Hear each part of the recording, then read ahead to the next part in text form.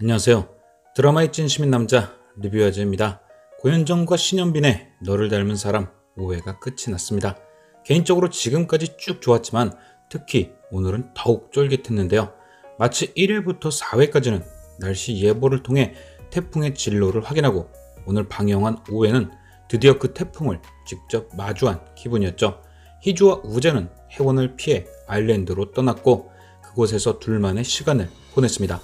초반 회상씬을 통해 나는 모든 걸 다 버리고 떠나왔는데 누나는 왜 아무것도 놓지 않고 있냐는 우재의 말로 미루어 희주는 역시 현성의 허락에 의한 유학이었고 돈 때문이란 핑계를 대는 것으로 보아 현성의 지원까지 받고 있던 것 같죠.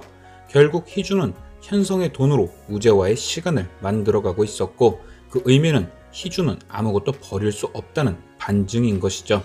아일랜드에서 두 사람의 시간은 다르게 흘러가고 있었습니다. 틀에 맞지 않아 덜컹거리는 창틀, 낡은 냉장고, 옆집 사람의 기침소리, 그것들을 좋아할 수 있게 그림으로 그려보라던 우재의 시간은 희주와의 미래로 흘러가고 있었지만 희주에게 그것들은 현성을 만나기 전 과거, 그러니까 힘들었던 시간 속으로 되돌아가고 있던 거죠. 지긋지긋했고 벗어나고 싶어 했던 그때 말입니다. 결국 희주는 그곳에서 진짜 현실을 본 것이고 그녀의 정리해야지 라는 말의 뜻은 현성이 아닌 우재를 향합니다.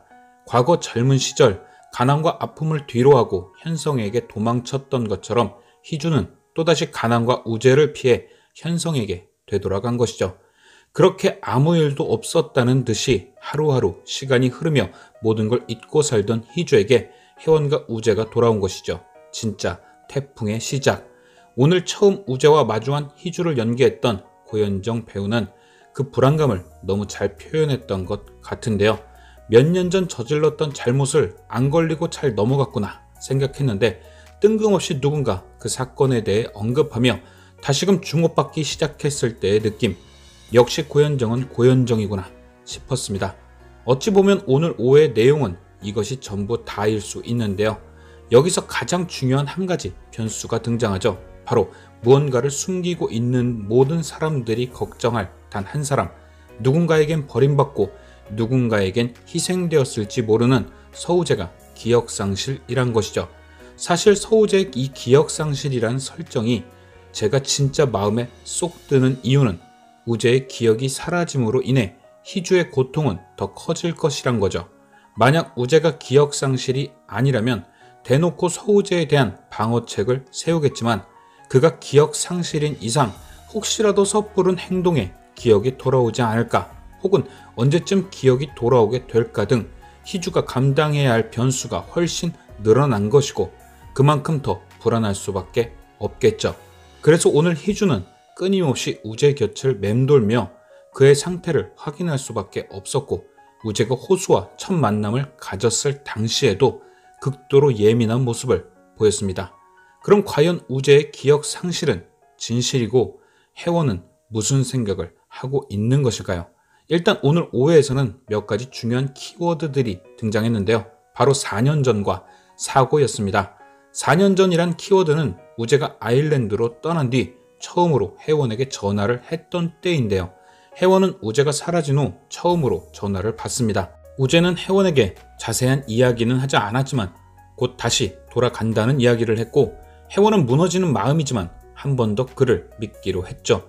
하지만 우재는 돌아오지 않았습니다. 저는 아마도 우재의 사고가 이때 벌어진 듯 한데요.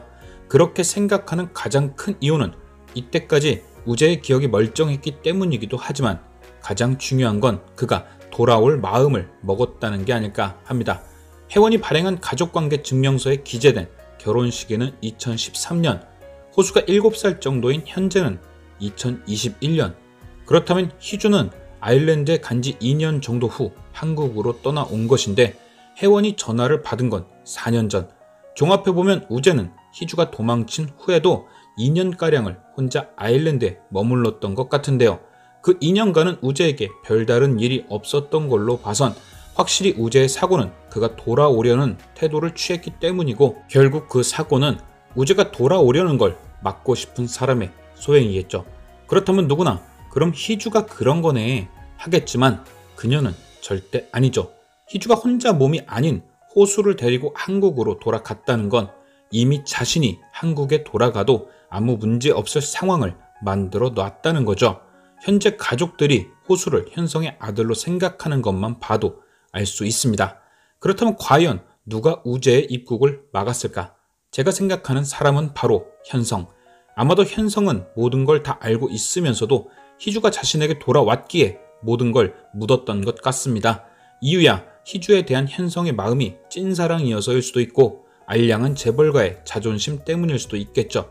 하지만 이렇게 현성이 희주의 모든 걸 묻고 받아준 이유, 그것은 더더욱 깨지면 안 될 가정이 되었을 겁니다.